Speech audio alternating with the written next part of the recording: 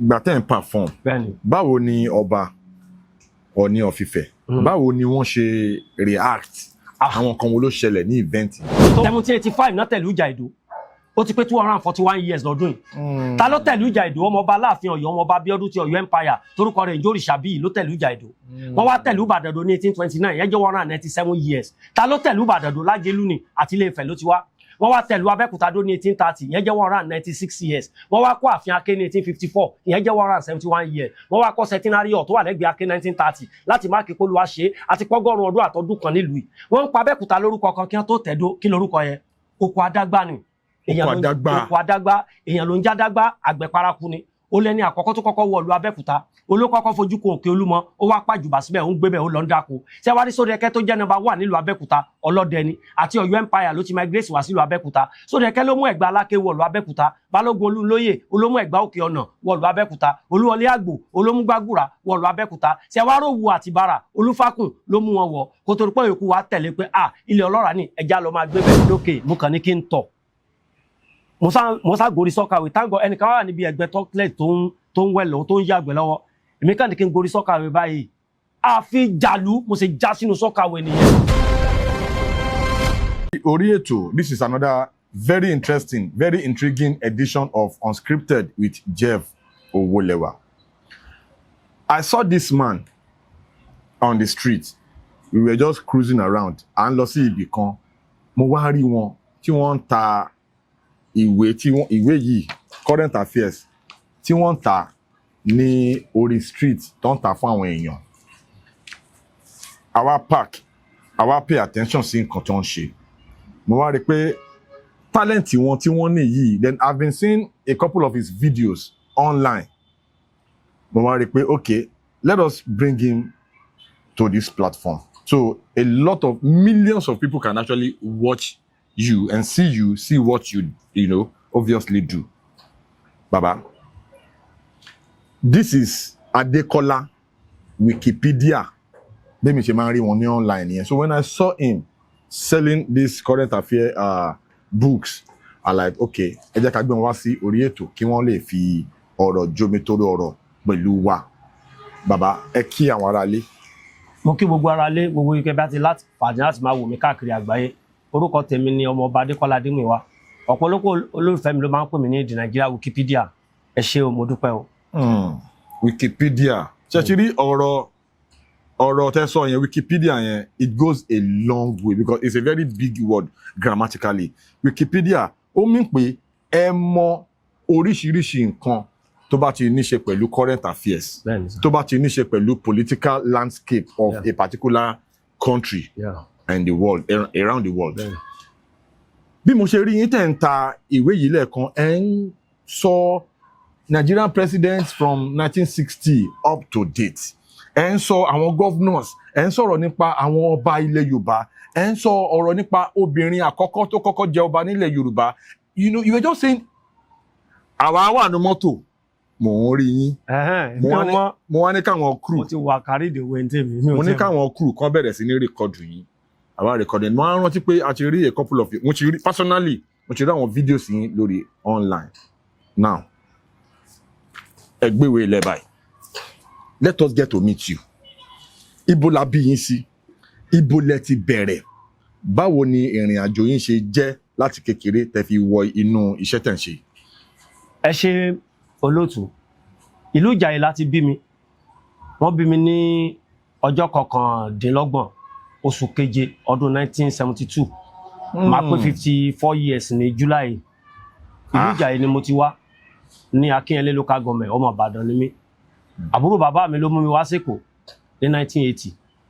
Mo lọ sí Unity Primary School ní hostel ní Ègbè. From there mo lọ sí Muslim College ní Ègbè náà. Mo lọ sí Muslim College. From there mo tún wá padà ọ̀dọ̀ àbúrò bàbá mi tí mò ń gbé, ìyà ẹ̀ pọ̀, mo sá kúrò ńbẹ̀ sà. Mo láti padà sí Ìjàyè padà. Mo tún wá bá wọn ní Ìjàyè high school. Mo kúrò ńbẹ̀. Mo tó rí pé mo wá padà sí Ẹ̀gbárò College ní Yewa. Yewa ní. Bẹ́ẹ̀ni, riot wá ṣẹlẹ̀ ńgbà yẹn. Everybody wọ́n wá ṣẹ̀ṣẹ̀ wá lọ finish ní Government College ní 1994. secondary school Bẹ́ẹ̀ni. government college wo nìyẹn. ní Eric Moore. Eric Moore lẹ́kọ̀ọ́ bí mo ti finish nìyẹn. So kó tó di pé mo finish nígbà mo wà ní 1987 tí mo wà ní Muslim college tí mo wà ní years 1 lẹ́nìkan ti rí mi pé kí n má bá wọn ṣòṣèlú o kí n má bá wọn dámọ̀ràn pa àwọn du ogun kí n má bá wọn ṣẹ́yún pé iṣẹ́ tó bá jẹ mọ́ṣẹ́ ìdọ̀tí ni kí n má bá wọn ṣe pé máa kàn rí pé gbogbo nǹkan máa rọrùn fún mi dáadáa ó máa dùn mo sọ wá ní lọ́kọ̀ pé tí bá ti jáde secondary school mi tiẹ̀ lọ school kankan mọ́ iṣẹ́ mẹkáníìkì mo fẹ́ máa kọ́ tí mo bìlí pé òun gangan ni iṣẹ́ ìdọ̀tí o lè mi rò lọ́kàn tèmi mo wá láti bí mo sì jáde mo bá lọ kọ́ṣẹ́ mẹkáníìkì wàhálà yẹn pọ̀ ó kọjá bẹ́ẹ̀ ọ̀dọ̀ àbúrò bàbá mi tí mò ń gbé owó oúnjẹ 100 naira ni mo gbà lọ́sẹ̀ nígbà yẹn wàhálà yẹn sá pọ̀ àsìkò gbẹ́ wá ní bùbá márúwá governor former military governor Lagos State láti wá gbé kẹ̀kẹ́ márúwá jáde nìyẹn ọ̀rẹ́ mi kan wá wà wọn á lọ ń ba olówó máa lọ ń ba níkẹjà àfihàn ọmọ akọmi machine yẹn wọ́n dẹ̀ ń gbé ní bàbá kan wà ń báyìí kọ́lọ̀ fọ̀run kí bàbá yẹn ó ti kú sìn má jalè ló ń jẹ́ ló máa ń gba márú ẹ̀ sọ́dọ̀ anybody tó bá ti mọ̀ wà mo sá tẹ̀lé bọ̀bọ̀ yẹn ó ló ń kọ́ mi everything in fact tójú mi ti ẹ̀rí ń jọ yẹn mo bá lọ bá wọn ti close ọjà wọn ti close ìjọ fẹ́ lọ kó fún wọn lálẹ́ mi dẹ̀ gbé pangúfò ní pan mo gbé ní Káyọ̀dé lọ́dọ̀ bọ̀dá mi so ti wá sanwó fún wọn lókè mo kàn ní kí n tọ̀ mo sá gorí sọ́kàwé táǹgọ̀ ẹnìkan wà níbi ẹgbẹ́ tọ́kílẹ̀ tó ń wẹ̀ lọ́wọ́ tó ń yàgbẹ́ lọ́wọ́ èmi kàn ní kí n gorí sọ́kàwé báyìí àfi jàlú mo sì já sínú sọ́kàwé nìyẹn ẹnu tẹ́ bá já sómi gbùrù ìyá kọ́kọ́ lift mo kàn gbé ẹgbàá ni mo kàn gbọ́n sálẹ̀ bí ẹ float mo float bẹ́ẹ̀ kàn dírin yẹn mú gbà tí ma bọ́ tàbá ẹ mọ́ sínú sọ́kàwé wàláì mo fọlọ́ tó ra mi ṣe inú púpù ó kọjá bẹ́ẹ̀ gbọ́n sẹ́rí jíjí tí mo bọ́ tàbá ẹ mọ́ kódà kéèyàn bá rún pákó tí wọ́n ti rún pákó tí ṣọ̀ṣọ̀ṣọ̀ ti hàn tó ti jẹ gbogbo orí mi mọ́ gbogbo abíyá mi ibẹ̀ wàláì ẹ̀gbọ́n mi lè parọ́ fún yín mo láti wá bọ́ sínú mi ṣáwà mo sá wẹ̀ lálẹ́ ní gbogbo ìsọ̀sà arábáyá bíi to 10 after tí mo ṣe tán mo sì wá tún mo fún aṣọ mi mo sì wá wọ mọ́tò mo lù ẹ̀ mo tún bó sẹ́nu ọ̀nà ẹ̀ mọ̀ pé òní gun mo lù ẹ̀ tán sí àdúsí ẹnu ọ̀nà tébọ̀dù yẹn mo wá tún wá lọ́jọ́ kejì bàbá yẹn láti sọ pé ìwọ ló já sí sọ́kàwé mi àbí nígbà mo wojú sọ́kàwé báyìí lásán tó bá pẹ́ gbé lóko dáadáa ẹ mọ àwọn tó máa ń ṣe ẹkù ó wá dàbí bọ́tọ̀ tí wọ́n ti gbá sẹ́gbẹ̀ẹ́ kan báyìí máa pé sínú ibi tí mo já sí púpù lẹ́ mo jábọ́ sínú ẹ̀ mi lè gbàgbọ́ mo dúpẹ́ fọlọ́run ká má fọ̀rọ̀ gùn mo sá ń kọ́ṣẹ́ machine yẹn tó pé èmi náà wẹ́n tó máa gbà tèmi fún mi mo di pé machine yẹn ni mo wá máa ń gùn márúwá yẹn kẹ̀kẹ́ márúwá yẹn mo wá rẹ́ nìkan gbé fún mi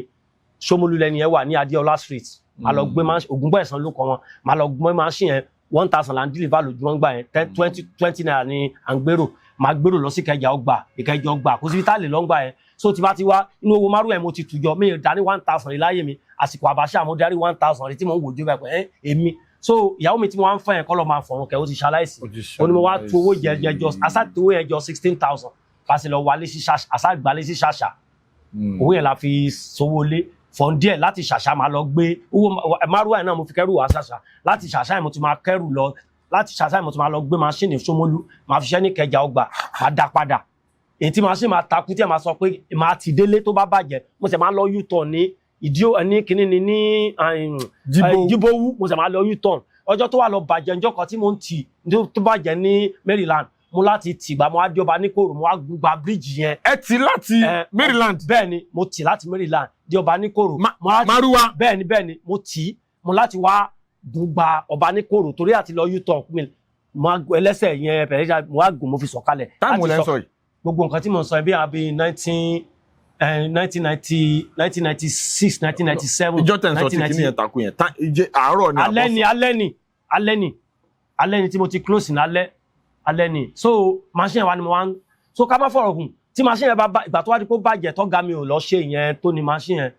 ẹ̀gbọ́n ìyàwó mi kọ́ lọ máa fọ̀rùn kẹ́hún náà ti late òun wá máa ń ṣe àwọn ìwé for apple state and capital àbí àwọn máa ń ya kìíní kan ló máa ń tà ó pè ní pictorial alphabet òdìyàwó mi wá lọ mú mi bá òun máa ń travel káàkiri lọ sílẹ̀ Ìgbò lọ ta ìwé yẹn wá mú mi lọ bá bó ṣe mú mi lọ bá báyìí táǹgọ̀ yẹn ti ṣèwé yẹn kalẹ̀ àṣàjọ gbéra àṣìjọ múra lọ sí Benin nìyẹn tá a dé Benin báyìí abádénú ọjà ló pe state and capital àbí àwùmáyà àdámà wọn ni ẹ ṣé bá ṣe máa kiri ìwé rẹ̀ èmi ń lọ ilé o olówó mọ́tò dà èmi ni mo sá dàbí àròkọ lẹ́yìn ẹ̀ ó sàn sí báyìí ó sàn ń ta lọ pa ìyẹn kéékèèké báyìí níwẹ̀ yẹn àṣà àtàtàn bí ọ̀sẹ̀ méjì àwọn èèyàn wọn ń rà ní bus stop wọ́n rà ní ọjà la máa ń lọ inú gáràjì ní ọjà àwọn èèyàn sára ìwé yẹn nílẹ̀ Ìgbò bá ṣe padà dé báyìí ó wá mú mi lọ ra ọjà èmi náà wá ṣe padà mo wá dá ọjà tiẹ̀ tó fún mi padà ìyàwó mi ló sá já mi gbà lọ́wọ́ ẹ̀. that is ẹ lọ ra ìwé current affairs yẹn. no current affairs a lọ ra rim a print àwa là ń print a lọ ra rim yẹn àwa là ń print yẹn nígbà yẹn 5 naira at least tá bá fi 5,000 produce yẹn gbà yẹn a máa fi pa 35,000 nígbà yẹn so 5 naira so a lọ print yẹn so mo láti wá dá ọjà tiẹ̀ padà fún. ẹ wá print titi yín gangan. ẹ wá print tèmi gangan fúnra tèmi. ẹ wá ń ta. so àwọn kan ló wá rí mi pé ẹ̀gbọ́n bẹ́ẹ̀ ṣe ń kiri ìwé A4 app yìí ẹ sì lọ́ọ́ máa kó àwọn ìwé lé níbi táwọn kan ti ṣe kalẹ̀ tí wọ́n lórí ọ̀fẹ́ láti ẹ mọ̀ pé lè wà colored one cover ní tiwa one cover black and white black no pali brown bisikíìtì yìí so ìwé méjì lásán ni so mo wá rí pé bí wọ́n ti ń tà mo wá rí pé lè máa dà ilé òní pé bá pé tá bá lọ ra gan-an àwọn ọlọ́pàá tó máa lọ kó àtàwọn ń bọ̀ láti print wọn máa ní Paris ní kìnní kan á tún máa fún ọlọ́pàá lówó kìnní kan bọ̀ ilé ìsìn máa lọ rà bí tí wọ́n ti ṣe kalẹ̀ ní tówó mi bá ká ni bó jẹ́ 2,000 mo lágbára bó jẹ́ 5,000 mo lágbára bó jẹ́ 5 mo lè rà máa lọ máa tà so máa lọ máa wo àwọn kọ́rẹ́ tí máa ti wọ́n rà gbà tó máa ń print yẹn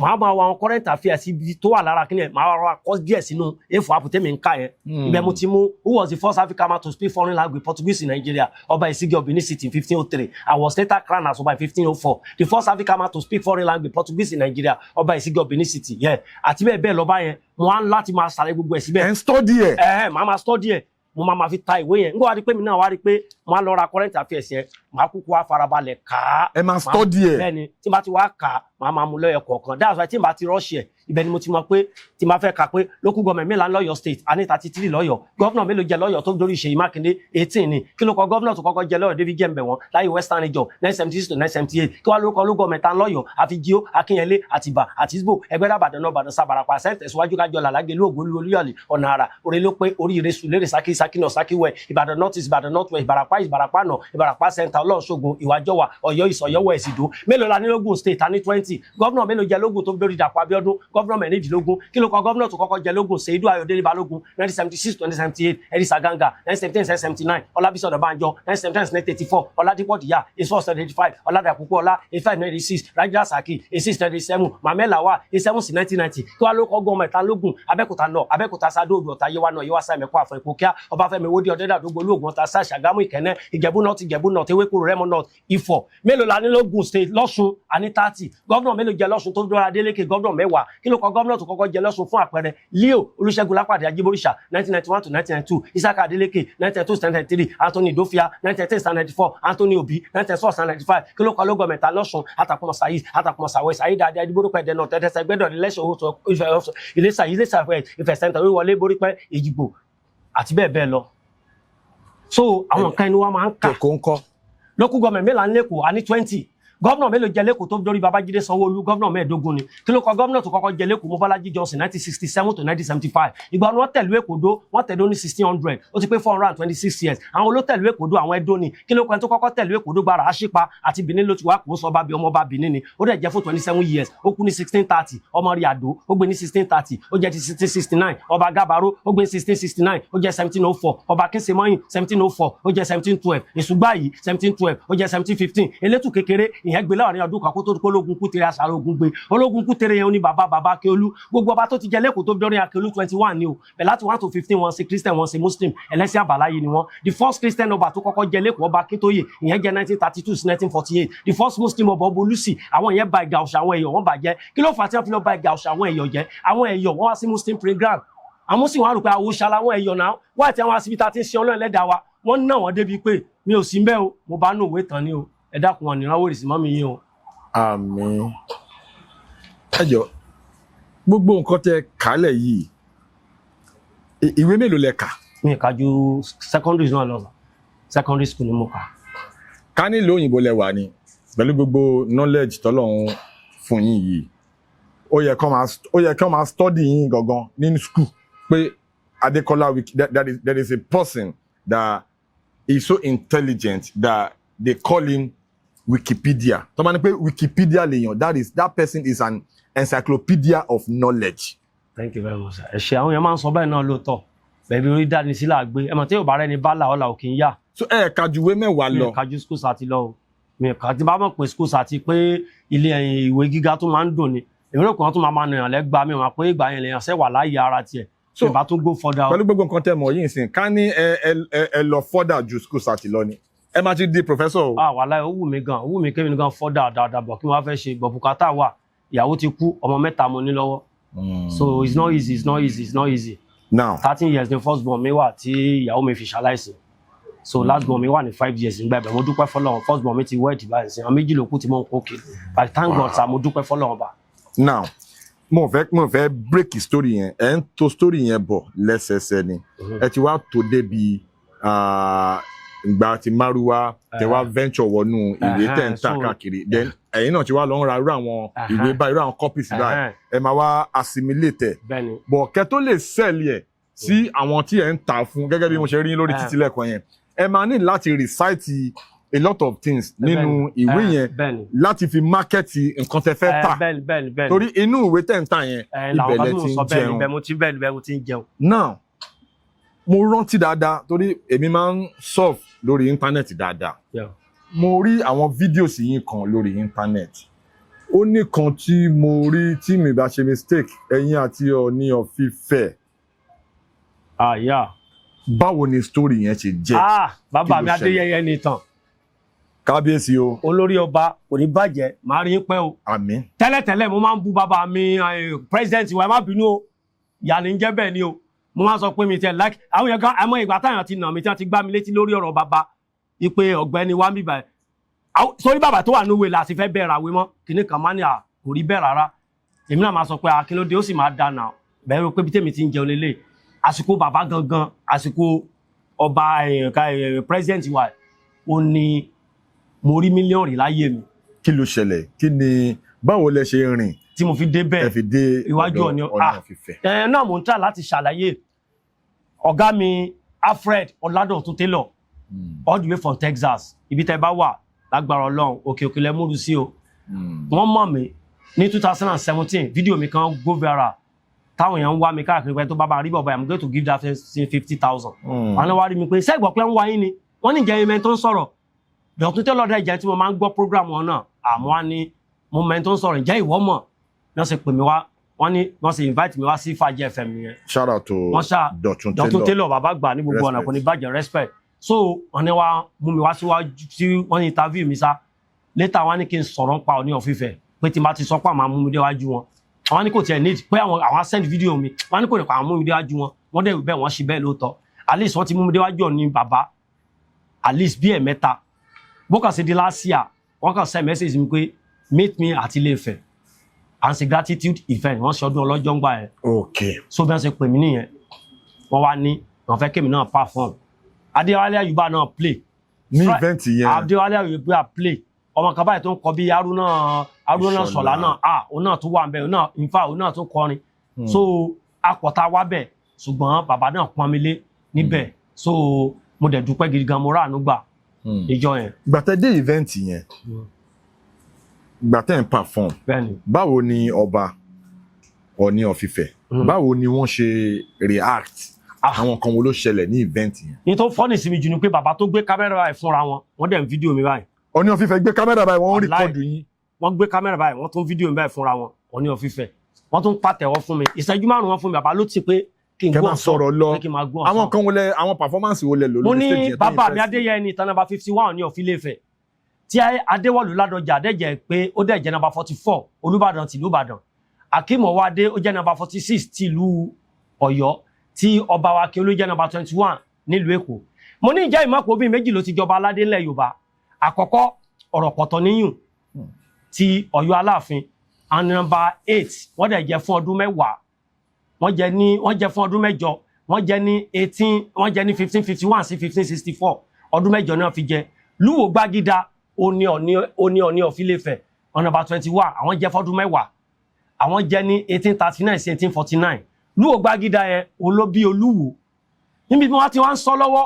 bàbá wa rán èèyàn sí mi pé gbogbo tẹ́mi ń sọ làwọn gbọ́ àwọn dẹ̀ ń gbádùn ẹ̀ o wọ́n ní obìnrin tó jẹ níjẹ̀bú o tẹ́mà páìkì èèyàn kì í mọ̀ tàntàn mo lóbìnrin jẹ́ níjẹ̀bú mo wá farabalẹ̀ ìgbà mo wá délé mo wá lọ gbárí ìṣá mo wá rí pé obìnrin jẹ́ níjẹ̀bú obìnrin tó wá jẹ lẹ́kìtì tèkìtì yẹn ló wá pẹ́ jù ìyẹn Yèyé Nírèwù 41 years ni Yèyé Nírèwù fi jẹ mo tó wá sọ fún wọn pé ǹjẹ́ ìmẹ̀ tí wọ́n ń pè ní Ọlọ́fin Àtẹ̀kọ́yè gbogbo nǹkan tí mo sọ wájú bàbá nìyẹn mo ọlọ́fin àtẹ̀kọ́ yìí ni ọmọ Oòduà àti Ilé-Ifẹ̀ ló ti wá ó lẹ́ni àkọ́kọ́ tó kọ́kọ́ wọ ìlú Ìdó ó dẹ̀ bí ọmọ 32 ọmọ tó bí yẹn ó wá ní obìnrin yẹn jẹ́ Àjàyè Àgànní ṣùgbọ́n Ọlọ́run pàpà tó wá kẹ́ obìnrin yẹn òun lọ́lọ́run tó wá jẹ́ kó bí àwọn ọmọ tó yẹ pé ó jẹ́ ológo káàkiri nílẹ̀ Yorùbá lẹ́kọ̀ọ́ Èkó gangan. Àwọn bíi àǹbọ̀ ọlọ́fin àtẹ̀kọ́ yẹn ọmọ Oòduà ní bí mo ṣe sọ olókọ́kọ́ tẹ̀lú sílùú Ìdó ó wá ní àwọn ọmọ 8 kan àwọn ẹni wọ́n ń pè ní Ìdẹ̀jọ́s alákẹ̀tẹ̀ funfun ọmọ ńlẹ̀ olóyè Èkó lára wọn ni Arómirẹ́ Olùmẹ̀gbọ́n Onítìrí Onítọ̀lọ́ Elégùṣì Ọjọ́rá ẹgẹt 9 ó ní àwọn ọmọ yẹn Àjàyè tó kọ́kọ́ yàgàn olóbí àwọn ọmọ yẹn Ojúbi ọlọ́fin àtẹ̀kọ́yè ó dẹ̀ sì ń bẹ ní Ìdó báyìí sìn tí ẹ̀ bá ń lọ sí láti gun bíríjì lọ sí Èkó Dìmọ́ta lábẹ́ bíríjì náà ti ń ta tọ́kì yẹn máa rí kíní eré yẹn Ambode former governor Your Excellency olówá ṣe kọ́wá commission so ibẹ̀ ni lára àwọn kan tí mo sọ mo ní ǹjẹ́ ìmọ̀ pẹ̀lú Ìjàyè ojú Ìbàdàn lọ Ìjàyè mẹ́ta ló wà o Ìjàyè mẹ́ta ló wà Ìjàyè Ìbàdàn number 1 tó wà ní Akínyẹlé local government l'Ọ́yọ́ state Ìjàyè Abẹ́òkúta number 2 Ìjàyè Èkó o number 3 torí kò síbi tẹ́ máa délé kò Ìjàyè Ọgbà Ìjàyè Òjòkòrò ó wọ̀ káàkiri Ìjàyè ó wà káàkiri ṣùgbọ́n Ìjàyè tó wà nílùú Ìbàdàn ojú Ìbàdàn lọ lọ́jọ́ orí ni kò ń ṣe ní fífẹ̀ ẹni sáwò bí báwo 1785 náà tẹ̀lú Ìjà Ìdó ó ti pé 241 years lọ́dún yìí ta ló tẹ̀lú Ìjà Ìdó ọmọọba Aláàfin Ọ̀yọ́ ọmọọba Abíọ́dún ti Ọ̀yọ́ empire torúkọ rẹ̀ Ìjòrìṣà bíi ló tẹ̀lú Ìjà Ìdó wọ́n wá tẹ̀lú Ìbàdàn ní 1829 yẹn jẹ́ 197 years ta ló tẹ̀lú Ìbàdàn Lájẹ̀lú ni àti Ilé-Ifẹ̀ ló ti wá wọ́n wá tẹ̀lú Abẹ́òkúta ní 1830 yẹn jẹ́ 196 years wọ́n wá kọ́ ààfin Aké ní 1854 yẹn jẹ́ 171 years wọ́n wá kọ́ centenary hall tó wà lẹ́gbẹ̀ẹ́ Aké 1930 láti máàkì pé Olúwa ṣe àti pọ́gọ́rùn ọdún àtọdún kan nílùú yìí wọ́n ń pa Abẹ́òkúta lórúkọ kan kí wọ́n tó tẹ̀dó kí lórúkọ yẹn Oko Adágbá ni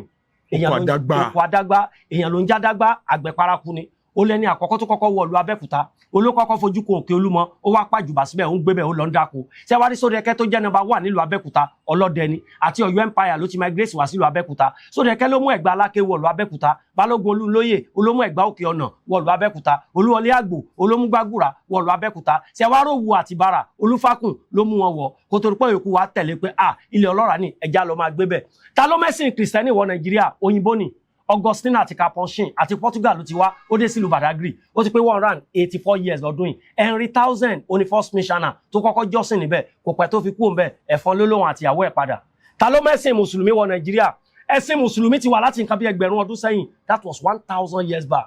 oníṣòwò Àlí olómù wá láti Mali wọ Bọ̀nú ìyẹn náà máa ń pè ní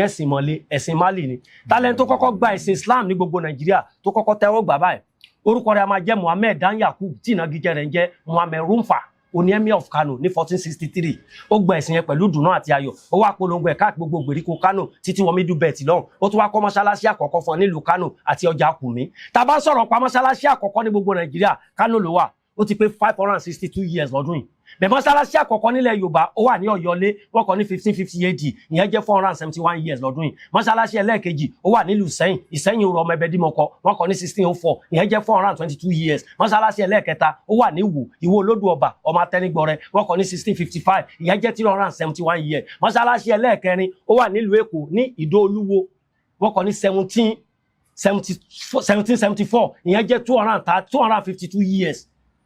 wọ́n wá kó ẹlẹ́ẹ̀kejì sí Èkó náà ní Ẹnu Ọwá ní 1787 ìyẹn jẹ́ 232 years mọ́ṣáláṣí ẹlẹ́ẹ̀kẹta ó wà ní Ṣítàbé l'Ékòó náà wọ́n kọ́ ní 1891 ìyẹn jẹ́ 135 years wọ́n wá kó mọ́ṣáláṣí ẹlẹ́ẹ̀karùn sílùú Ìbàdàn ní Ìsàlẹ̀ Òsì wọ́n kọ́ ní 1810 Ọ̀ṣùndínà ló kọ́ ó ti pé 216 years mọ́ṣáláṣí ẹlẹ́ẹ̀kejì ó wà ní Ọjà'ba nìbàdàn wọ́n kọ́ ní 1830 àwọn olókọ́ mọ́ṣáláṣí Ọjà'ba àwọn akẹ́kọ̀ọ́ ọmọ Kùránì ni wọ́n àti ilẹ̀ Haúsá wọ́n ti ń bọ̀ Ahmad Kifu Igun Ọlọ́run àti Kúsùmù wọ́n wọ̀ l'Íbàdàn ní 1829 wọ́n dẹ̀ kọ́ mọ́ṣáláṣí Ọjà'ba ní 1830 mọ́ṣáláṣí ẹlẹ́ẹ̀kẹfà ó wà nílùú Ìlọrin ní Ilé Ẹlẹ́wà ní Òkè Kúrá wọ́n kọ́ ní 1820 ìyẹn jẹ́ 205 years wọ́n á kọ́ ẹlẹ́ẹ̀kejì sí Ìdí-Àpẹ́ ní Ìlọrin ní 1835 ìyẹn jẹ́ 191 years àsìkò gba ẹni ọ̀sìn pọ̀pọ̀ ṣinṣin pé ọ̀sẹ̀ yan ẹ̀mí àwọn ìyẹn Abdulsalam nígbà náà mọ́ṣáláṣí ẹlẹ́ẹ̀keje ó wà nílùú Abẹ́òkúta ní Kọ́bítì wọ́n kọ́ ní 1925 ìyẹn ti 100 years báyìí 1830 gan ni Sódẹkẹ́ ti fún ọ ní ilẹ̀ yẹn pieces of land pé kí wọ́n kọ́ wọn kọ́ ń gbà náà tó rẹ́rù ń bá wọn pé Sódẹkẹ́ tó yẹ pé wọ́n máa ń kọ́ nìkan pé ìgbà tí Sódẹkẹ́ wà ta ló jẹ́ filẹ̀ tán náà ṣe Sódẹkẹ́ wọ́n bẹ̀rù ẹ̀ gan torí orí èèyàn ló máa ń gbà bẹ̀lẹ́yìn ikú Sódẹkẹ́ ní wọ́n ṣe wà kọ́ mọ́ṣáláṣí yẹn tá a bá sọ̀rọ̀ ń pọ̀ ọba aládé ilẹ̀ Yorùbá tó dàgbà jù ó yàtọ̀ sí ọba aládé tó pẹ́ lórí àpèrè tó dàgbà jù ó yàtọ̀ sí tó pẹ́ lórí àpèrè tá a bá ń dákọ̀ ọba tó pẹ́ lórí àpèrè á máa dákọ̀ Onígèdè of Ìgèdè Èkìtì 64 years ló ń lò 67 years ló ń lò lọ́wọ́ báyìí lórí àpèrè ó dẹ̀ débẹ̀ lọ́mọ 33 years ọmọ 33 years ló débẹ̀ ó máa ṣe 94 years lọ́dún yìí éjì wọn 94 years. ẹni kejì ó ní Àwùjalẹ̀ Síkírù Àwùjalẹ̀ àwọn dórí àpèrè lọ́mọ 25 years wọ́n dẹ̀ lo 90 wọ́n dẹ̀ lo 50 wọ́n dẹ̀ lo 65 years lórí àpèrè 65 làwọn lò kán tó kú wọ́n wá kú lọ́mọ 91 years. ẹni kẹta ni ikú bàbá Yèyé ọba Adéyẹmí Aláàfin Ọ̀yọ́ ikú bàbá Yèyé wọ́n dórí ipò lọ́mọ 33 years wọ́n lo 53 years wọ́n dẹ̀ kú lọ́mọ 83 years. ṣùgbọ́n tá a bá ń dákọ̀ ọba aládé ilẹ̀ Yorùbá tó dàgbà kó tó dórí àpèrè 102 ni wọ́n wà kó tó di pé wọ́n dórí àpèrè 102 years wọ́n dẹ̀ lo 38 years mọ́ wọ́n wá kú ní 140. ọba Samuel Afọlábí Dúródọlá onílù àti ìlú Lúà ní Kájọlà lọ́yọ̀ state ní Òkè Ògùn ó ní ṣùgbọ́n ọba aládé tó kéré jù lórí àpèrè 16 years ló wà tí wọ́n fi lọ mú ní secondary school orúkọ rẹ̀ a máa jẹ́ ó máa ṣe 23 years lọ́dún Ondo ní Ejimof Òkèlúsè ní Ondo orúkọ rẹ̀ a máa jẹ́ Olóyèdé Adéyíọba Ejima of Òkèlúsè ní Ondo Kingdom ó ní bìtẹ́ni yẹn wà. plane tó kọ́kọ́ jágbára Nàìjíríà ibo ló já sí ó já sékìtì ní Kọgùsì ní Òkè Lápá ní 1942 ó ti pé 84 years lọ́dún yìí àtẹ́bí president wa àná nìyẹn Muhammadu Buhari.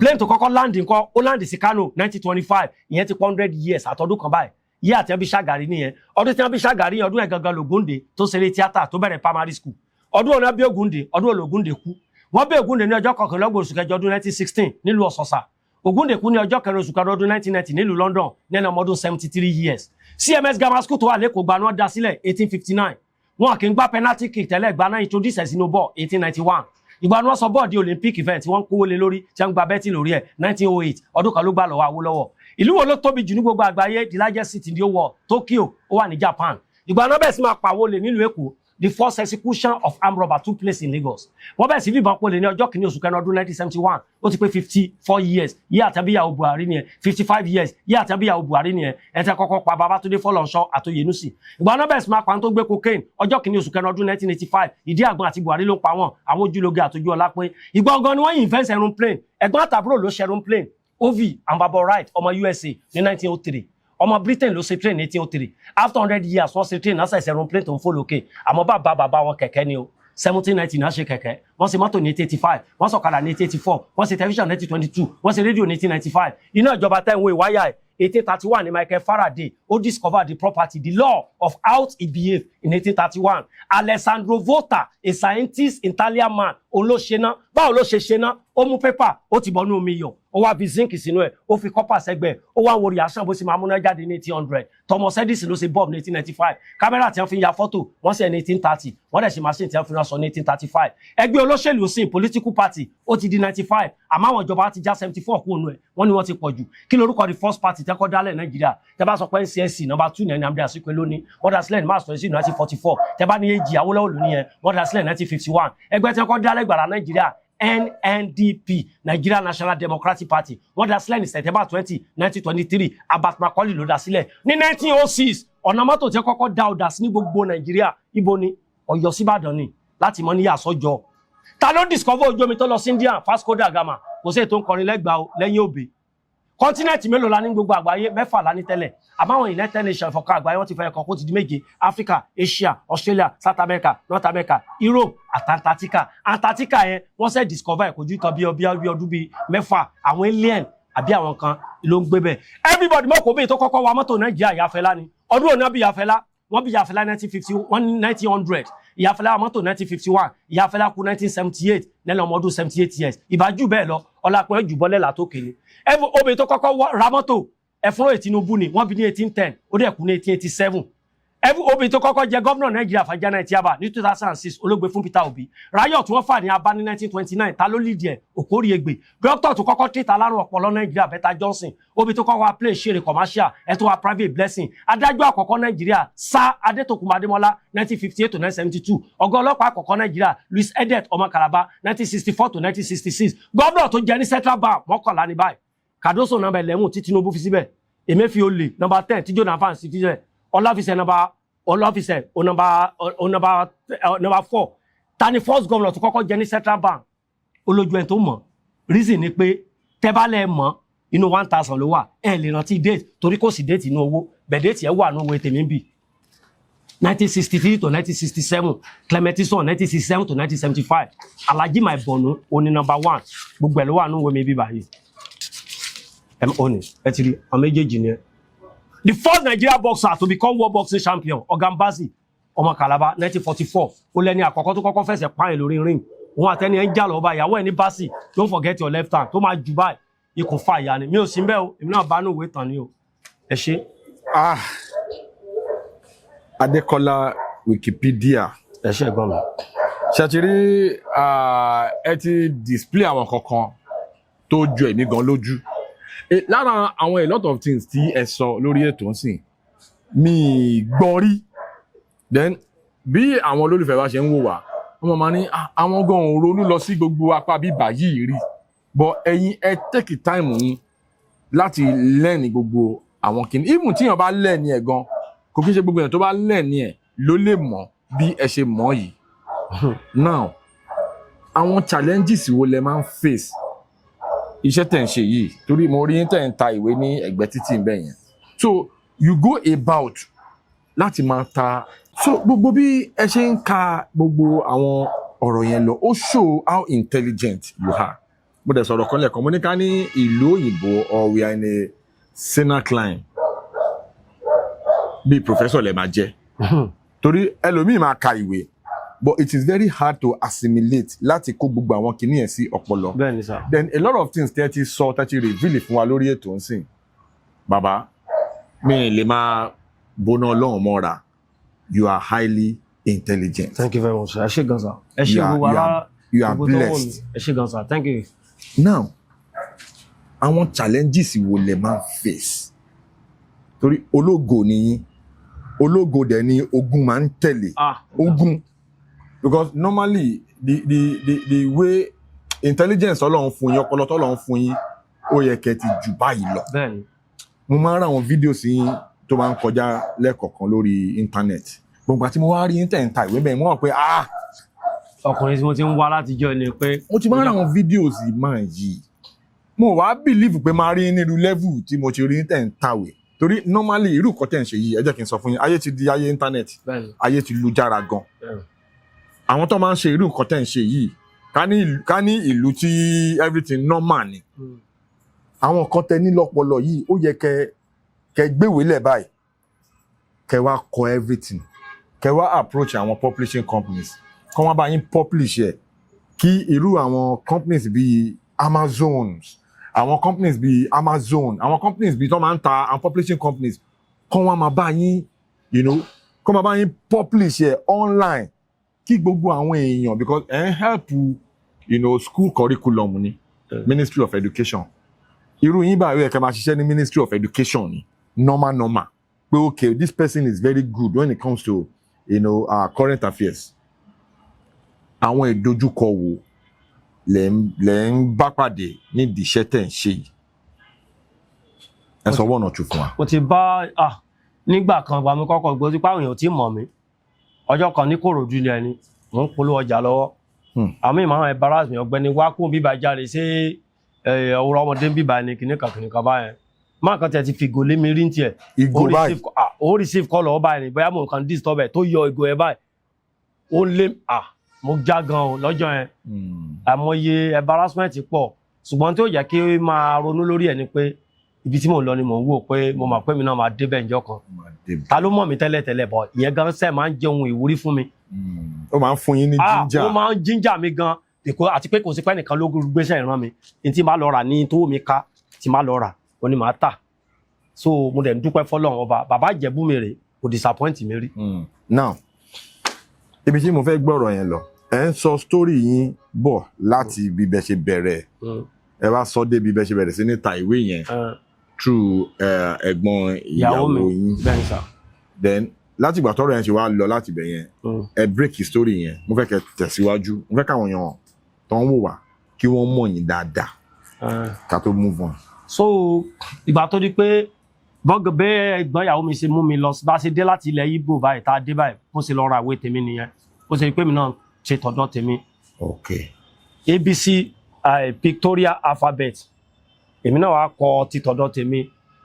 èmi sọ ní ABC Victoria àǹtí ẹ̀ èmi sọ di Victoria mo wá tún wá gbé fọ́tò tèmi sẹ́yìn ẹ̀.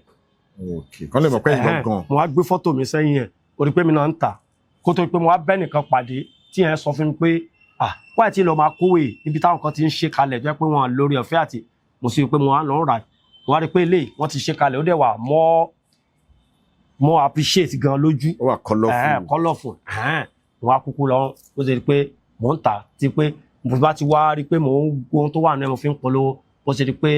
àwọn èèyàn wá rí mi lórí ayélujára bó ṣe rí pé mo bára mi nípò tí mo wà ilé. Tẹ́ bá ra irú àwọn ìwé tó wà colourful yìí how long ló máa ń take yín láti study ẹ̀ láti assimilate ẹ̀ débi pé ẹ máa wá lò fún marketing. tí n bá ti rush ìgbà mi bàtà wa ti máa ń lọ gbà tó bá ń jẹnu kì í pé mo ya wèrè o mo ń study ni o. tẹ́ ń lọ lórí títì báyìí tẹ́ ń sọ̀rọ̀ lọ tẹ́ ń sọ̀rọ̀. nísìn mi kì í rush irú pé Togun State mo fẹ́ kà lé nísìn ti Kwara mo fẹ́ mú lé nísìn màá sáré mu mi ní tí màá ti ń ṣe mistake màá tún máa wò díẹ̀ so bó ṣe di pé perfect ó dẹ̀ wọ́n wúrọ̀ ọpọlọ bá ti kó lórí Togun màá bọ́ sí Tọ̀ṣun màá bọ́ sí Tondo màá bọ́ so bó ṣe di pé mò ń mọ̀ wọ́n díẹ̀ nìyẹn. Now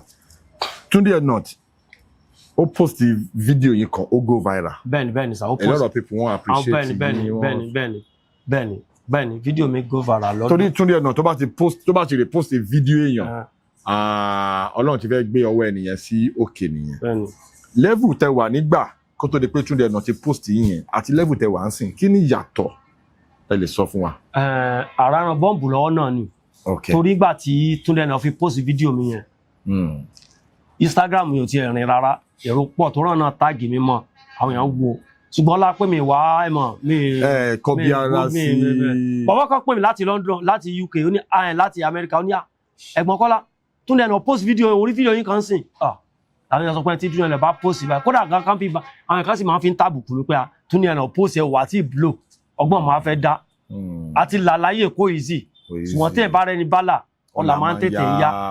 èjì mo máa ń rojú pé wọ́n lọ ìjọ́ olùwà fẹ́ ṣàánú èmi náà bàbá ìjọ́ olùwà fẹ́ dèmi náà lò. Now nígbà tẹ́ lọ sí event Ọọ̀ni of Ifẹ̀ yẹn normally ẹ mọ̀ pé connection ni nǹkan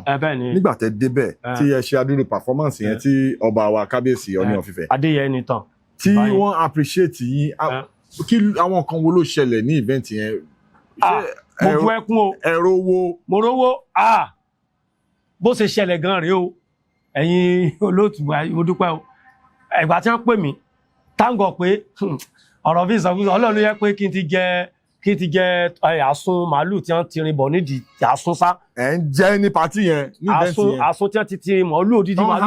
wọ́n ti hangi wọ́n ti gé mo ti jẹ díẹ̀ nú ẹ̀ dáadáa. ẹ̀yin lẹ́ ń bù fúnra ara yín. wọ́n ti bù fún wa kó tó di pé wọ́n pè mí Ọlọ́run kó jẹ́ pé mo ti jẹ́ mi lè jẹ nǹkan kan mọ́ because mo ṣe gbọ́ pé bàbá fún mi 1 million mo fòkè báyìí mo dẹ̀ lápárí mọ́lẹ̀ mi ò fọwọ́ gáìdì ara mi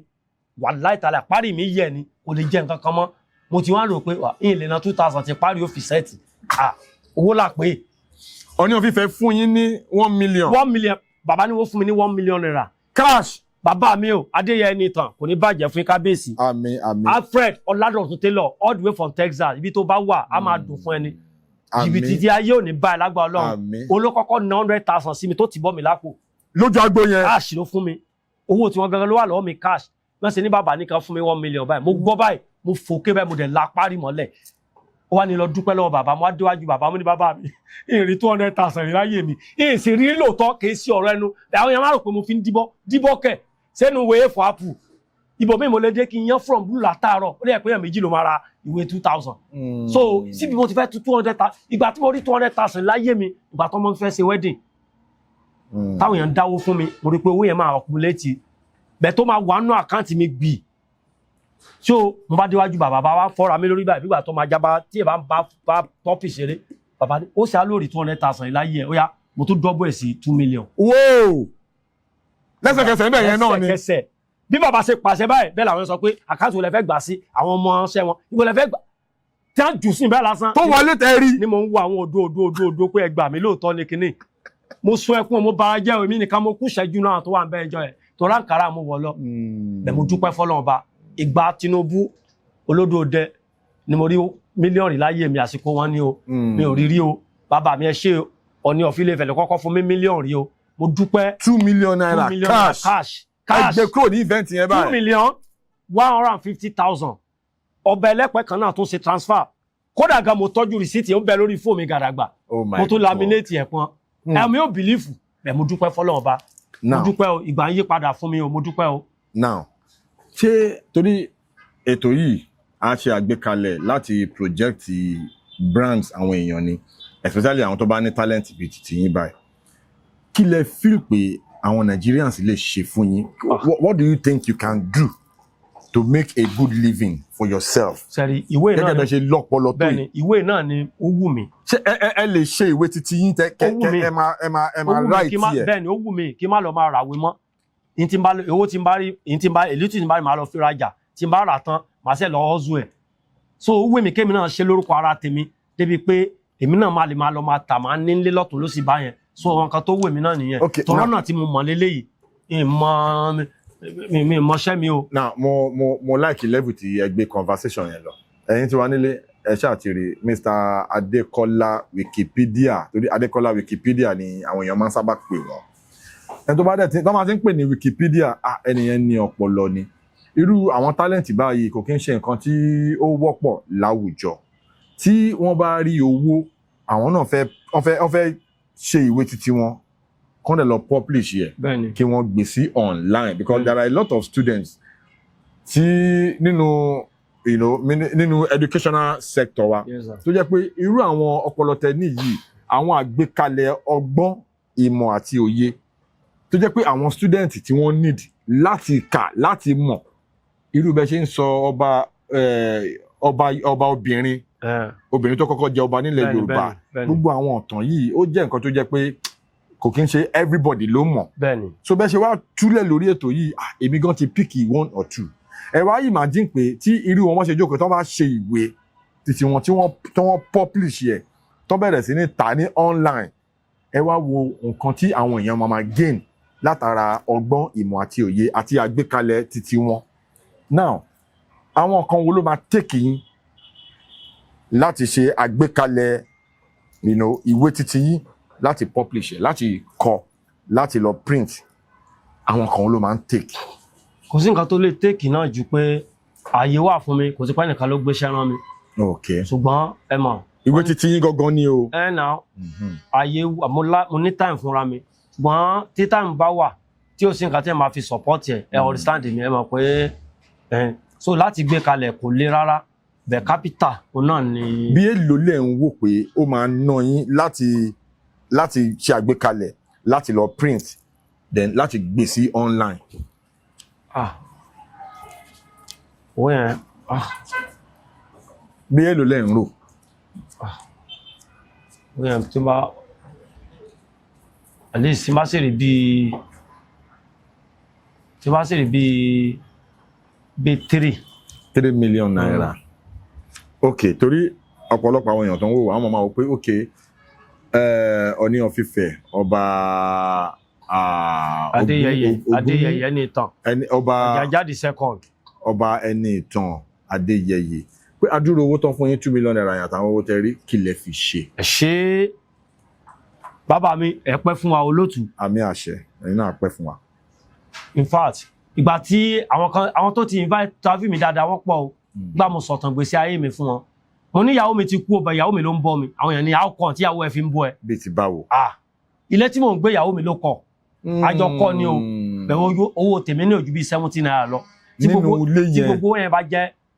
50 tí gbogbo yẹn bá jẹ́ 500 naira owó tèmi ní ojú bíi 70 naira 100 naira lọ reason ni pé ìyàwó mi ló nílé wọn èsè sílẹ̀ 14 years ìyàwó mi ti kú lélẹ̀ wọn èsè sílẹ̀ wọn ìrẹ́nu lé mi ò tí tẹ́ bá jọsẹ̀ mọ́lẹ̀ báyìí ẹ mọ̀ pápó gbé wá kẹ́hìn kan sáré kan ò ní ilé yẹn that's why tí wọ́n fẹ́ ṣe fídíò ìwà táwọn àwọn kan gbé mi gbà yẹn àwọn olórúkọ ńlá tí wọ́n ti ní platform wọ́n gbé mi tí wọ́n interview mi mo wá sọ pé ilé olé mo ti máa ń lọ láìgbà tí wọ́n ti wá ṣe fídíò tẹ́lẹ̀ tẹ́ máa wọ ní káàkiri ọjà mẹ́gbọ́n pàmò tí wá gbé mi náà ń gbọ́dọ̀ máa pọ́n rẹ̀ lé mi fi owó ní káàkiri ọjà mọ̀ mi náà ti ń package ara mi bẹ̀ lórí irọ́ náà ní tí ò sí nǹkan kan so tí máa fẹ́ ṣe fídíò ilé tó bá fine máa fẹ́ ti dúró àsìmọ̀ ń tanra mi ni àwọn èèyàn sọ pé kò dáa kí ẹ má máa ṣe bẹ́ẹ̀ inú owó táwọn èèyàn fún mi mo ṣe sliding window mo ṣe sliding wọn ìrẹ́nulé wọn ìṣe sílìn tójò bá rọ̀ báyìí gbà mí tó bá fẹ́ báyìí ó lè máa pa lórí bẹ́ẹ̀dì inúlé ìgbà mi báyìí àmọ́ ìgbà tèmi àtejò mo ti pẹ́ jọ inúlé ìgbà mi báyìí tíjà lọ bá mo lè kìlọ̀ kiri ọjà kí n tó dé ẹ̀mọ́ ilé tẹ́yìn ò rẹ̀ flọ̀ dáadáa ìjà lọ lè ti wọnú òkòkò ọbẹ̀ tá a sè láìtàláì ìjà ẹ̀ ń bá ti lẹ́sìn ẹ̀sẹ̀ ìjà wa wọlé á ti fa ògbó ọbẹ̀ lọ everything àtúnwá àdókòkò kí ni a fẹ́ ṣe so owó tí bàbá fún mi yẹn mo ti kọ́kọ́ ń dé báyìí nígbà mo sún ìmọ̀ pé mo sọ síta fà ilé mi mo lọ tún ṣe ìgbà mo kọ́kọ́ délé báyìí mo kọ́kọ́ lọ jáyẹ̀pẹ̀ 250,000. wọ́n lè fi rẹ́ ilé yẹn. mo kọ́kọ́ jáyẹ̀pẹ̀ 200 àwọn ará àdúgbò tiẹ̀ kọ́kọ́ mọ̀ àwọn ará ilé ò tiẹ̀ mọ̀ kankan wọn mọ̀ wọn tí mọ̀ torí ilé tó wà lẹ́gbẹ̀ẹ́ mi ó já sí kò pẹ́ rẹ̀ nígbà wá di bí ọjọ́ kejì tí mo ra sìmẹ́ǹtì 10,200 mo wá ra 30 bag.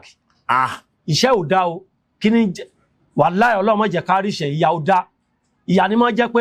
ibẹ̀ dín sìmẹ́ǹtì 100 naira ó dín bẹ̀ yẹn ẹ máa rí bíbẹ̀ ní 10,200 mo ra 30 bags mo ṣe sílìn mo rẹ́nu lé inú mi dùn mo ra fọ́ọ̀mù onídùn tí mò ń lò tẹ́lẹ̀tẹ́lẹ̀ mo tà fáwọn aboki 4,000 mo wá ra ní 160,000 mo tà fáwọn aboki mi lè fún wọn mo tà fún wọn ẹ burú o mi lè fún wọn fóòmù ọdún tó yẹ kẹ́ jù sínú gbó mo tà kẹ́lẹ̀ tó lówó yọ ń bẹ̀. tójò bá rọ̀ sí màmá wò pé ìgbà olójó rọ̀ ó wá dàbí ẹ̀kọ́ bí ìgbà tí wọ́n bá wà nínú kíní ẹ̀ṣẹ̀ aluminium mo ti sà mo ti in fact tójò bá rọ̀ gan mi ìmàlà inú mi ń dùn kò sígbà tí mi kì í kan sára sí bàbá mi Adéyẹni tán pé owó wọn ní ìyẹ̀pẹ̀ sì wà ń bẹ̀ báyìí ìyẹ̀pẹ̀ tó ga ó wá wù mí tí n bá tó rówó mi kí n tún yọ block kí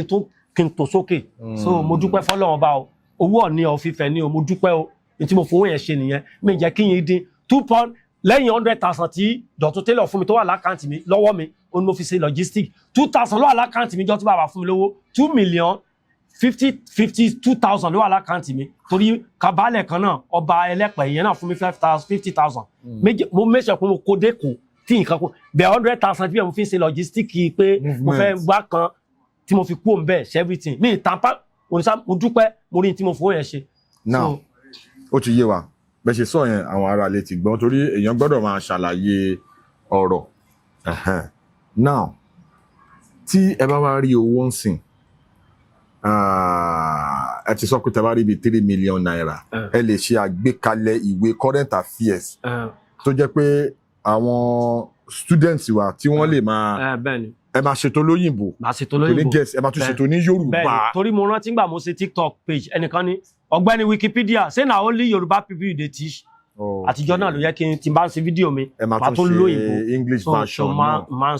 àwọn tí wọn bá gbọ́ original language ní òyìnbó. now tẹ́ bá rí bíi 3 million naira ẹ máa lè ṣe àgbékalẹ̀ ẹ máa lè print then for a lot of people tí wọ́n ń wò wá lórí ètò ẹnikẹ́ni tó bá ní connection sí àwọn publishing companies yìí inú mi máa dùn tẹ́ bá lè reach out sí Adékọ́lá Wikipedia ẹ̀kan yẹn ẹ wá sọ débi wípé ẹ ń ta àwọn ìwé current affairs yìí ní Ìbàdàn. mo kiri lọ ní láti Ọjọ́ mo ń bọ̀ wá sí Wo Road ebi ń pa mí ìgbà yẹn 500 ni mo ń ta owó yẹn gbà yẹn nǹkan tí wọ́n 500 pé 1,000 wọn kọ sínsìn 500 mo ń ta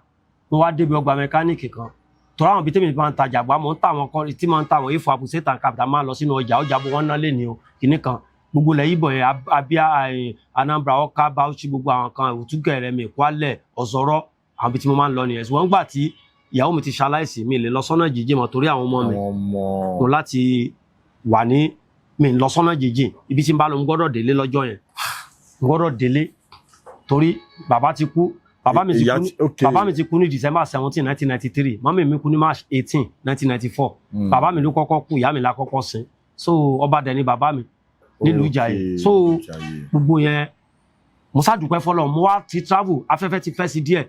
mo wá sí Ìbàdàn mo wá kiri ọjà lọ mo wá ń rinṣẹ́ bọ̀ ebi ń pa mí pé kí n ti ẹ̀rẹ́ ní tó máa ra ìwé kan kí n sì fi jẹun bí màá ṣe rí mi àti mídíà ní máa yẹn ẹni ẹ̀ gan àwọn gan ni wọ́n sọ mí ní Adékọ́lá sọ mí ní Wikipedia kí mo fẹ́ fàyọ ọba rí gbà ẹni yìí ẹni máa lówó bó ṣe ń fídíò mi báyìí sẹ́rọ̀ bó ti fún mi 1,000 báyìí mo kàn ń jábọ́ dànù èmi ò mọ̀ túmọ̀ pé mo sá ń sọ ibẹ̀ mo wá ti ìgbà tó máa ń polówó ìwé GSM pé báàlẹ̀ ṣe lè dín pẹ̀lẹ́ tó máa ń flash nọ́mbà ilé mẹ́wàá ẹlòmíì Mr Flasher ẹ̀ka mú fún ìkẹtẹ star 2174 kẹ́ni ẹni 1,000 no account tó bá flash lákọ̀ọ́kọ́ máa já 40 naira tó bá flash lẹ́ẹ̀kejì 40 naira tó bá flash lẹ́ẹ̀márùn-ún 1,000 owó àpò 800 ẹni tàbí wá ní nọ́mbà yín báyìí inú kó máa sá fún àbí kó dìdí tẹ̀ dànù báàlẹ̀ ṣe lè mọ́nítọ̀ ìyàwó yín lórí fóònù tó bá ní boyfriend níta ìyẹn ń da lérú o obìnrin mi máa purọ́ fọ́kọ ẹ̀ lóun travel Abẹ́òkúta ó lè bá kọjá bẹ̀tẹ̀ tẹ̀ bá mọ̀ pé mi gbé tó bá ti tó aago mọ́kànlá lálẹ́ àbárọ̀ kùtù wa ẹ̀ kàn mí sọ pé 15 àbọ̀ wà lórí fóònù ìyàwó yín tó bá ti sówó lórí ẹ̀ kò ní ṣiṣẹ́ o ẹ̀ mú fóònù ìyàwó yín kẹtẹ star followed by 2 digit number star ẹ̀ wá tẹ nọ́mbà tẹ́yìn lò ó ètò ẹ̀ program ẹ̀ sórí ẹ̀ kò bá jòsù márùn ẹ̀ fẹ́ ti gbọ́ kò bá jòsù márùn ẹ̀ fẹ́ kẹ́ni ẹ̀ wà ní London kó máa pè àwọn tó wà lẹ́kọ̀ọ́ tẹ́yìn bá wà ní Kano tí fóònù ìyàwó bá ti rìn gba ẹ̀ ló sà Ọ̀túnba ẹkùjọ mẹ́ta adẹ̀kọ́ àṣepọ̀ ọdún òjò rán mi tẹ́yìn wà ní ìfá òjò rán sáà di ketu bẹ́ẹ̀ tó páyé change la wa ọlọ́gá tó wá change system látọ̀run kójọ máa rọ̀ ní oṣù kẹrin láìsí ní oṣù kẹfà dáàdùgbò akẹrẹ wọn rójò sójú owó oúnjẹ tán fílẹ̀ gan ti ta kàn manage ọ̀pọ̀lọpọ̀ mẹkáníìkì tó sílé gan ló kàn ń ṣàánú àwa náà abẹ́ máa yọ síwá títí weekend sà kẹtẹ afárá òjò yìí wa ẹ̀dẹ̀ máa lọ́mọdé tó ń bọ̀ ẹ sáṣẹ̀ṣẹ̀ máa wá tẹ́lẹ̀ láti bí ọdún mẹ́wàá tá ti jọ ń kó táṣì yóò dẹ̀ tu a máa tún yàrá kejì ṣe fún yín ẹ bá júnior ra nǹkan bó ti mí sí yín o kẹ́dẹ̀ tẹ́ kẹ́ bá rògbò yín ẹ̀ tó nígbà tẹ́ fẹ́ kó ní last month lọ́sọ́dọ̀ ìyáálé wa ó sọ symptom pé ìpín ẹ̀fẹ́ máa wù síta ẹ bá pàṣípò àgbàdo rẹ̀ lélẹ̀ alẹ́ máa fún yẹn máa practice ẹ̀wà tó bá rò gẹ̀ẹ́sì ìtúnu àwẹ̀ Easter ẹ̀ máa kó nìkan náà lọkùnrin tí mo bí fún ìbá kó fún dáríwá lé lọ olúwa máa làágùn òwe sí ni o so ìwé yẹn ni wọ́n á ń polówó tí driver wá rí driver kan gbà wíyẹn lọ́wọ́ mi ni torí pọ́ gẹ̀ẹ́tì fún mi 1,000 ẹ̀ pé 500 mi lẹ́ńtà ó wá fẹ́ máa mú lọ ìyàwó no ó wá lè lò mú ní bó ṣe fún mi 1,500 nìyẹn níjọ́ yẹn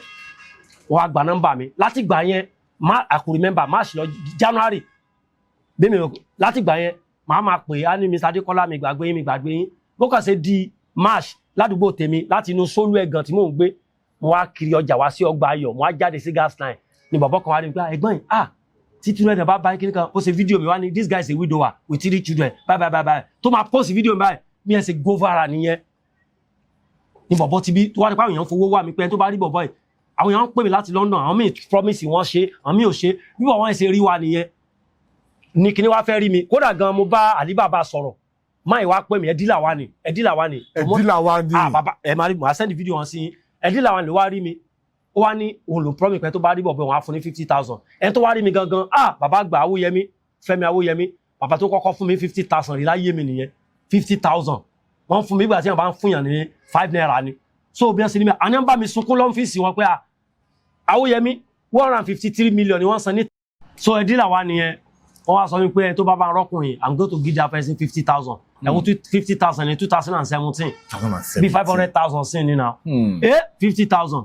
máa tó wá rí mi Fẹ́mi Awóyẹmí 153 million náà san ní tax fún ìjọba àwọn ilé ní proshare ìfà ní kinní bí wọ́n ṣe pè mí nìyẹn ní wá rí mi wọ́n dẹ̀ bá mi sunkún lọ́fíìsì wọn pé sóò mi kọ́ mo ṣe ìwé yìí mo kàn máa lọ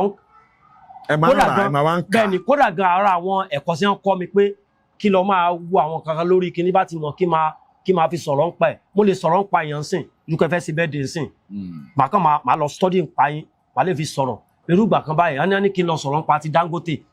nígbà yẹn mo ní good day everyone watching me online. My name is Prince Adekola Ademo and people normally call me the Nigeria Wikipedia. Today, I would like to recite 35 about Aliko Dangote. Who is Aliko Dangote? He was born April 10, 1957. He attended Kano Capital Elementary in 1964. He also attended Kano Capital in 1970. He went to Sheikh Al-Kumasi Madrasa University in Egypt in 1977. He originated from Kano State. He moved to Lagos in 1978. He started Dangote Group with a small trading firm. His grandfather, Alassane Datata, was one of the richest men in West Africa as of 1955. He first got married at the age of 20 years. He bought his first car Mercedes at a rate of 5,000 naira. It took him 30 years to make his first $1 billion. He currently won $17.8 billion. He had Didi daughter, Halima Fatima Maria, one adopted son. He has sustained 3 plane crash events in his life, 1983 in London, in 2006 on his way to Angola, in 2017 when he's coming. Ó sá pọ̀ sá nígbà yẹn mo ti ṣe fídíò yẹn nígbà yẹn sá, but I thank God. Àní fún láwọn nǹkan yẹn ló yẹ kí n mọ̀ pé tí ẹ̀ka bá fẹ́ ṣe nǹkan tí bá sá ti lọ gbárí ìṣàṣe pẹ̀ mo wá lè sọ so mo ń gbogbo àwọn mẹ́tọ́dì tí Awóyẹmí fún mi yẹn mo dẹ̀ ń dúpẹ́ fọ́lọ́run ọba. Biography history Dangote lẹ́sàrẹ́ sọ fún wa nísinsìnyí. Mo kàn sọ ń gbà ó pọ̀ gan 30 ni mo ṣe. dé lọ yẹn but nǹkan kan tẹ́ sọ lẹ́ẹ̀kan tí mo fẹ́ jẹ́ ká touch padà tó wà very very important torí a lot of people wọ́n wà nílé so tíyàn bá níyàwó tí ìyàwó yẹn bá ń tó bá ń ṣe báyìí tó ń ṣe báyìí any scope àti code tẹ́lẹ̀ fún àwa tá wà ń gbòòrò báyìí pé òkè tẹ́ bá ti tẹ kíní kan báyìí ẹ máa lè track yẹ. kóòdù yẹn ti wà tipẹ́ náà tapping ni wọ́n ń pè ní ìlú òyìnbó hacking ni wọ́n ń pè ní nàìjíríà bí báyìí so fóònù ẹni yẹn lè máa ṣe sí fóònù ìyàwó yẹn lè máa program ẹ̀ sí kíní yẹn sí. nọ́mbà yẹn ti wà lórí fóònù wọn tẹ́lẹ̀ wá tún kóòdù tẹ̀ wá tẹ nọ́mbà tí sórí ẹ̀ so gbogbo conversation yẹn èyàn máa gbọ́ bẹ́ẹ̀ sọ̀rọ̀ gan wọn lè gbọ́ yín wọ́n táyà ò bá fẹ́ kí wọ́n mú ẹ̀ tó bá pé obìnrin yẹn ti sẹ́tẹ̀ sórí fóònù tiyín táyà ò fẹ́ kó tiẹ̀ ṣiṣẹ́ lórí tiyín. o tún ní code. ẹ̀yin máa tẹ oníkan tẹ máa ta aṣa 002 hours kò sí nǹkan tá lè ṣe sórí fóònù yín kò ní ṣiṣẹ́. so tí a máa ń flash fóònù mi lẹ́ẹ̀mẹwàá tí mi ò láìkì bó ṣe ń flash mi yẹn mo tún ní scope tí mo lè lò kí ni code tí mo lè tẹ̀. star 21,774 lẹ máa tẹ̀ sẹba ti wá tẹ̀ ó lẹ ẹ má jà sọtán torí ọjọ́ mi. now bẹ́ẹ̀ ṣe ń ṣe gbogbo àwọn activities yìí ṣé àwọn nǹkan tẹ àwọn òwe tẹ̀ ń tà yìí lẹ fi ń tọ́mọ lẹ fi báwo lẹ ṣe cope. àánú mo rí gbà ọ bàbá mi first born mi tó wed tó jáde yunifásitì àánú Ọlọ́run àtàtìlẹ́yìn ọkọ ẹ̀ ló jẹ́ kó tètè rọrùn fún mi o. nídìí iṣẹ́ yìí náà ni ẹ fi tọ́ dàgbà dé level yẹn. bẹ́ẹ̀ni o 13 years ló wà tí màmá ẹ fi kú ó dẹ̀ wed at the age of 23 years. ìwé yìí náà lẹ ń tà tẹ fi ń bọ́ wọn. inú mo fi ń tọ́ wọn kódà gan ìgbà tí àwọn oní afẹ́fẹ́ láti mo ní interview mi wọ́n béèrè pé wọ́n dẹ̀ ń béèrè lọ́wọ́ ọmọ yín ní school pé iṣẹ́ wo bàbá yín ṣe wọ́n ní wọ́n lè ti bí wọ́n kí mi má mọ̀ o ṣùgbọ́n àbí ìgbà tí yóò ṣàjàlè sálẹ̀ àwọn tó ń kiri pọpọ́fù àwọn tó ń kiri bọ̀ọ̀lì so since wẹ́pẹ́ nìkan ọ̀ràn mi ń ṣe mo dúpẹ́ fọlọ́run ìjọ kan mo tẹ̀ ti rajà tán yànnà pàjá mo wá kó aṣọ mọ́tò tí màá fi mo dẹ̀ ń lọ ọkọ̀ tún mo sì fẹ́ kẹ́sẹ̀ sí ni mo bẹ̀ sí ń tajà yẹn lọ mo sá pa 7,500 kí n tó dé kọ̀tún. ẹ̀rín lọ. ẹ̀nà ikọ̀ tí mo dẹ̀ ti fẹ́ lọ tajà kò dẹ̀ sówó mọ́tò mo ti rajà mo ṣe ń kiri ẹ̀ lọ nìyẹn mi ò má pè mọ́ òórìn tí bá mọ̀ máa ráwọn èèyàn tí bá máa polówó ọjà fún. ọpọlọ mi ti wà lówó di onírin báyìí kan mo wá gbọ́ pé ìwẹ̀ bẹ́ẹ̀ àwọn wá lówó lọ pàdé yìí lọ́nà tó bá wọ́ ọ̀tàn kí ló fẹ́ fi rà so ibi tí mo wà ẹ́. ká ní mo rí yín lẹ́ẹ̀kan tí mo gbé wá sórí ètò sí ni ẹ̀ ń lọ owó dé onírin lọ. bẹ́ẹ̀ ni bẹ́ẹ̀ mo ti fẹ́ lọ tajà mà pé bẹ́ẹ̀ kún dáadáa àwọn ọkùnrin mi máa ń sábà polówó ọjà fún ẹ máa ń gbà mú ta ifo àfò 5 naira àwọn obìnrin àwọn ìyá ọlọ́jà sáwọn ìyá ọlọ́jà ló máa rà wá ibi ẹ wò fúrọ̀mí àlámi àpàrọ̀ tí wọ́n kàn máa wọ ẹni bí lélẹ̀ kẹ so àwọn ọmọ yẹn orí ẹlòmíì léwu kápò ẹ̀ máa wù. orí ẹlòmíì léwu kápò ẹ̀ máa wù. now tí àwọn kan wo lẹ máa need láti because àwọn kan tẹ̀ ń ṣe yìí mo rá àwọn fídíò sí yín kọ̀ọ̀kan tẹ máa ń ṣe as content but ẹ tún lè take level yẹn a little bit further that is kẹ máa ṣe as proper content bí kẹ ní bí ibì kan bí studio tẹ máa bóyá kẹ kó àwọn ọmọ kékeré jọ ọ kẹ ṣe kẹ ní normal lightning phone gidi àbí camera tó lè record. gbogbo tá à ń sọ ìwọ náà ni bàbá mi lè kọ́. tẹ bá wá ń ṣe gẹ́gẹ́ bí content tẹ́ ń fi àwọn ìmọ̀ yín tẹ́ fi ń bọ́ àwọn èèyàn time to time tẹ́ ń ṣe tó wà tech tẹ́ ń ṣe tẹ́ ń recorded dáadáa tẹ́ ń release it online sórí YouTube sórí everything first àwọn kan wo lè máa need láti achieve ọ̀rọ̀ tí mo sọ. di fóònù tó wà pa dáadáa kámẹ́rà tó wà pa mo dẹ̀ máa need the stand. ẹ máa need the mic náà. máa need the mic mo dẹ̀ máa need àwọn ibi tí mo lè ṣe tó yẹ kó máa wà òkè dáadáa tí màá tún lè yẹn ṣe tí màá kù àwọn kan tí mo need nìyẹn. ẹ̀yin tí wà nílé ẹ má jẹ́ ká bá òpó lọ sí ilé olóòrò ẹ ti gbọ́ ọ̀rọ̀ láti ẹnu Mr. Adekola Wikipedia gbogbo àwọn kan tí wọ́n need mo lérò pé mo dẹ̀ nígbàgbọ́ wípé ẹ máa rí àánú gbà. àmín o Jésù. ẹ kí àwọn fans yín. ẹ̀yin fans mi ẹ kí àwọn fans yín TikTok handle yín Facebook yín ẹ sọ gbogbo ẹ fún wọn. gbogbo ẹ̀yin olólùfẹ́ mi nílé lóko ẹ ní dáàmú ẹ ní jábọ́ kan yá balẹ̀ korogo ayé òní lù fún ijó ẹ̀yin olólùfẹ́ mi ní TikTok Instagram Facebook tẹ nífẹ̀ẹ́ mi àti kẹ́yìn tó bá ń bá mi parí mo ti máa ń kiri àti gbogbo àwọn olólùfẹ́ Jeff Owólẹ́wà Amadu TV kò ní bàjẹ́ fún ilágbá ọlọ́ọ̀bá o lórí yín wọn ni àwọn ọmọ aráyé wọn ni wọ́n sọ lódì òdì àdúgbò ní kan gógó lórí yín o lágbára Ọlọ́run àti lórí gbogbo àtàwọn wà bíbẹ pẹ̀lú ògbọ Ọlọ́run mo dúpẹ́ gan bàbá a máa dùn fún wa ní o. ẹ fún wọn ní nọ́mbà yín tán lè pè. orúkọ nọ́mbà mi ni 090 3520 3920 090 3520 3920 hotline mi náà ni òun náà ni WhatsApp nọ́mbà mi. as we come to the ọ̀pọ̀lọpọ̀ àwọn olólùfẹ́ wa tó máa fẹ́ bless yín lórí gbogbo àwọn ìgbésẹ̀ tẹ́ fẹ́ ṣe ẹ pé account details yín fún àwọn èèyàn kẹ́ wá fi nọ́mbà yín kẹ́ wá fi lè. ok sir account number mi ni Access Bank 1238 70 76 15 1238 70 76 15 Adekola Ademuyiwa akanaba mi ni. Okay, èwo lẹ tún lò yàtọ̀ sí Access Bank? Opay mi ni 80 23 79 28 31 80 23 79 28 31 Adekola Ademuyiwa. End of this episode of Unscripted with Jeff Owolewa. Ẹ ṣé gan fún gbogbo àwọn ọ̀fẹ́ tí ẹ máa ń fi hàn wá ní orí ètò. God bless you. Bye. Thank you.